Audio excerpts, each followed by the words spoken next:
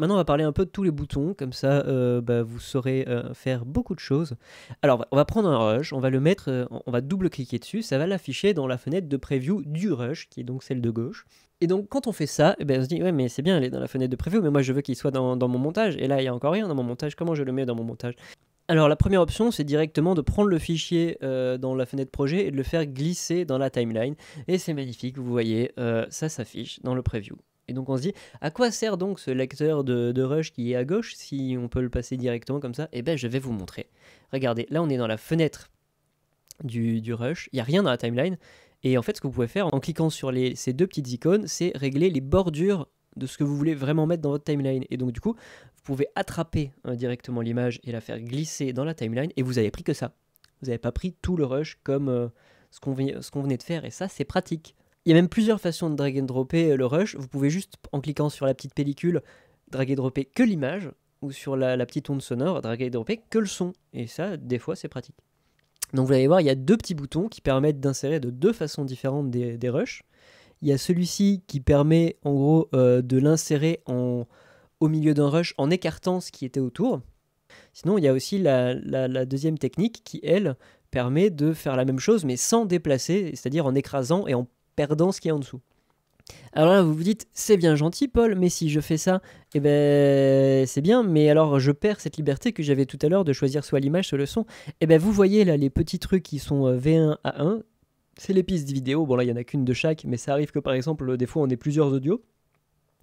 Et bien en les activant ou les désactivant, vous désactivez ce qui va se poser ou pas. Donc si vous enlevez l'audio, vous allez avoir que la vidéo. Si vous enlevez la vidéo, vous allez avoir que le son. Si vous enlevez toutes les autres pistes audio, vous pouvez laisser que celles qui vous intéressent. Et vous pouvez pas seulement les activer ou les désactiver, en cliquant dessus et en les ramenant ailleurs, vous pouvez en fait les déplacer pour que, là je vais vous montrer, ça arrive sur la piste d'au-dessus. Alors vous remarquerez quand même qu'avec le premier bouton, même s'il arrive sur rien, il va quand même écarter. Ensuite, vous voyez, ok, là j'ai vu les petits trucs piste vidéo 1 et audio 1, mais c'est quoi les deux mêmes qui sont à droite? Et bien là, en fait, ça c'est pour le copier-coller. C'est à vous de choisir et vous placez avec ça où est-ce que vont arriver les trucs qui se copient-collent. Par contre, ça n'aura aucun effet sur les boutons insérer et remplacer qui, eux, se basent sur les deux de gauche. Il y a le petit triangle pour faire lecture. Ça, c'est les deux petits triangles autour. C'est soit déplacer d'une image en avant ou d'une image en arrière.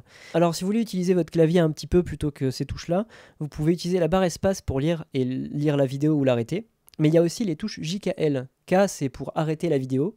L, c'est pour lire la vidéo. L comme lire, ça marche, c'est cool. Et par contre, si vous appuyez plusieurs fois sur L, vous allez lire plus vite. Donc ça va passer en accéléré, je crois, x2, x4 et ainsi de suite. Et avec la touche J, vous allez lire en arrière, donc retour arrière, quoi. Et si vous appuyez plusieurs fois sur J, vous allez faire du retour arrière rapide, comme avec L, mais dans l'autre sens. Et alors, si vous appuyez sur K et L en même temps, ça lit au ralenti, et K et J aussi, pareil, mais dans le sens en arrière. Alors vous avez un petit bouton avec un M, ça veut dire mute, donc en gros ça veut dire que ça va couper le son de cette piste, donc si vous voulez entendre le reste mais pas ça, tout ce qui est sur cette ligne là on l'entendra pas. Vous avez un deuxième bouton avec un petit S, lui c'est solo, donc c'est le contraire, vous allez entendre que cette piste là. Alors vous pouvez mettre plusieurs pistes en solo, donc entendre que deux pistes à la fois mais pas tout le reste. Et alors si vous faites la maladresse de faire et M et S en même temps, vous allez en même temps ne plus entendre cette piste mais en même temps ne plus entendre toutes les autres et du coup ne plus rien entendre du tout.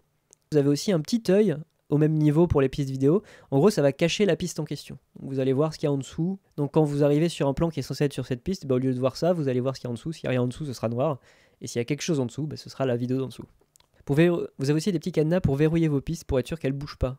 Donc vous avez ce petit bouton là qui en gros c'est deux pistes et une flèche, c'est la sélection liée. Donc en gros quand vous mettez une vidéo, vous avez de la vidéo et du son, et quand vous déplacez cette vidéo, ça peut paraître acquis, mais le son et la vidéo se déplacent en même temps.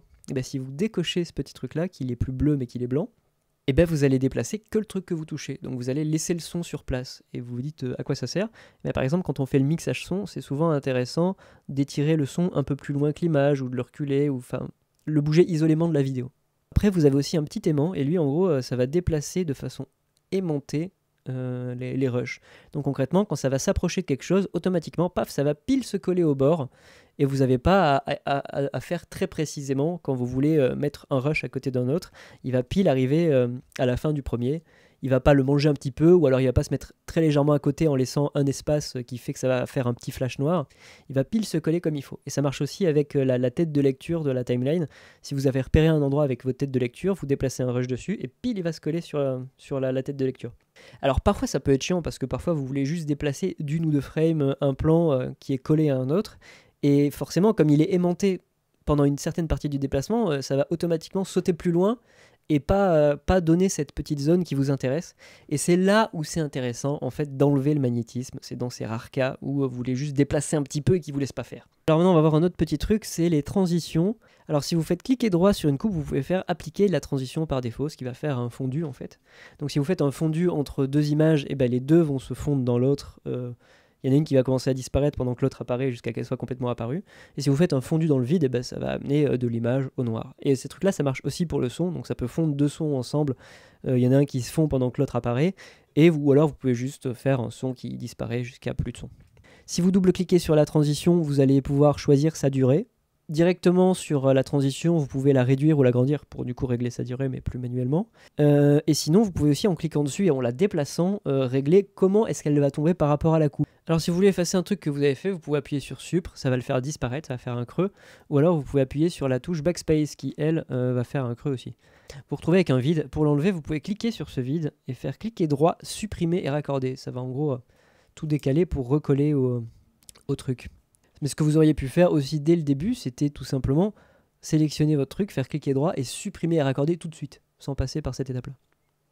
C'est la différence entre juste l'effacer et le supprimer et le raccorder. Et voilà, c'est tout pour ce tuto. Tu peux cliquer sur d'autres tutos si tu as envie, ou alors tu peux t'abonner à la chaîne, comme ça tu es au courant dans 6 mois quand je sortirai un prochain tuto. Et sinon, bah, tu peux donner de l'argent sur Tipeee, parce que voilà, comme ça fera que peut-être je ne mettrai pas 6 mois à sortir le prochain. Bon, bien que le fait que me donner des sous sur Tipeee n'a sûrement aucun rapport avec ma régularité ou la qualité des tutos, c'est juste que concrètement ça me coûte rien de faire ces tutos là et c'est juste qu'il faut que j'ai un peu de temps pour le faire et que j'ai envie de le faire et que concrètement en fait l'argent sur Tipeee ce serait plus, si j'en avais beaucoup, ce serait plus vraiment pour faire des cool courts-métrages ou des trucs comme ça et que donc finalement ça a aucun lien avec cette chaîne, le Tipeee, mais je t'aime quand même, bisous, voilà.